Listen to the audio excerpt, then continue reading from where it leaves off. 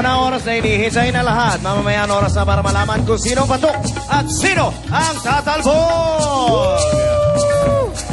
Bueno, Chester, tawagin mo na mga bidas at atrebidas. Opo, mahal na Salabangkero. Bidas, atrebidas, pasok! Atrevida! Atrevida!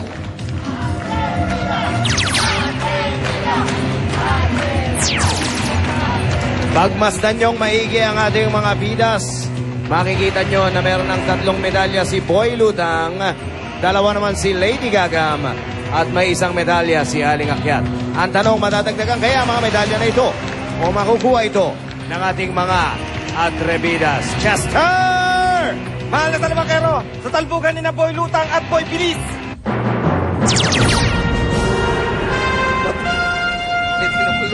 Nagtamo ng 86.75%, nanalo ng 75,000 pesos. Ang patok na si Boy Lutang! Woo!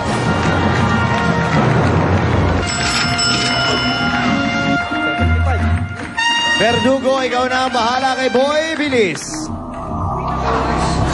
Kung mapapansin nyo, 4 na ang medalya nitong si Boy Lutang. Ibig sabihin yan, isa na siyang Bida Best. At siya ang pangalawang Bida Best na itinanghal dito sa Pitoy's Showtime. Congratulations, Boy Lutang! Ano ang susunod, Chester? Samantala, mahal na Salabangkero, sa talbugan ng bidang si Lady Gagam at ang atrebidang si Boy Buga. Nakakuha naman ng 72.5% at makakatanggap ng 75,000 pesos. Patok na patok si Lady Gagam!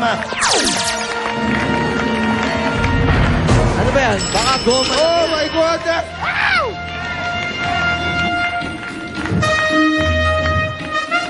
Labang ahas dyan.